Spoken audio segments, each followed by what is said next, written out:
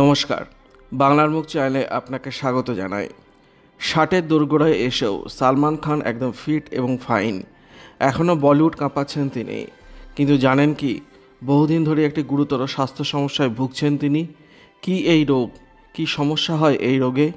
জানতে হলে ভিডিওটি শেষ পর্যন্ত দেখুন আর অবশ্যই চ্যানেলটি সাবস্ক্রাইব করুন।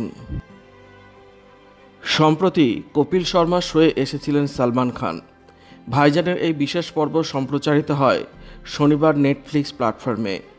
এই বিশেষ পর্বে জীবনের নানান বিষয় দিক তিনি তুলে ধরেন। বিয়ে এবং বিবাহ বিচ্ছেদ, বিভিন্ন বিষয় নিয়ে খোলামেলা কথা বলেন। এই আলোচনার মধ্যেই হঠাৎ তিনি জানান একাধিক বিরল রোগে ভুগছেন তিনি।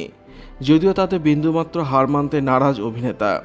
সমস্ত শারীরিক জটিলতা নিয়েই নিঃশব্দে কাজ করে চলেছেন ভাইজান। কিন্তু কি এই রোগ?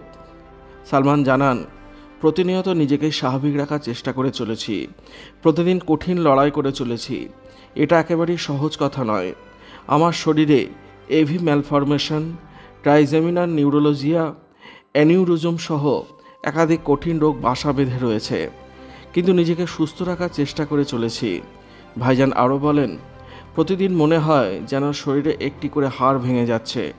এতটাই কষ্ট হয় আমার, আর এই কারণে আমি বিয়ে করতে রাজি নই।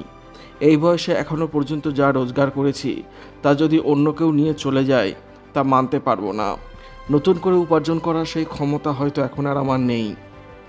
ভাইজানের শরীরে যে রোগ বাসা বেঁধে রয়েছে তার মধ্যে ট্রাইজেমিনাল নিউরোলজিয়া হলো একটি নার্ভের অসুখ, যা ভয়ঙ্করভাবে নার্ভকে প্রভাবিত করে এবং মুখমণ্ডলে প্রচুর যন্ত্রণা হয়।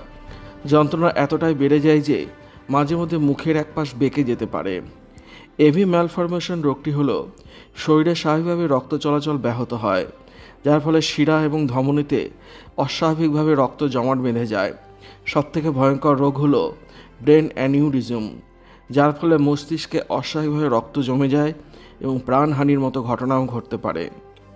2017 সাল থেকে এই সমস্ত রোগের সঙ্গে লড়াই করছেন অভিনেতা। ওই বছর টিউবলাইট সিনেমার প্রচারে দুবাই একটি অনুষ্ঠানে এই রোগ প্রসঙ্গে কথা বলেছিলেন তিনি। এক এক সময় যন্ত্রণা এতটাই বেড়ে যায় যে প্রাণ দিয়ে দিতে ইচ্ছা করে রোগীর। সমস্যা আরও বাড়ে যখন মেজাজ খারাপ থাকে বা মন খারাপ হয়। ভিডিওটি আপনার কেমন লাগলো কমেন্টের মাধ্যমে লিখে জানাবেন, আর অবশ্যই চ্যানেলটি সাবস্ক্রাইব করবেন। ধন্যবাদ।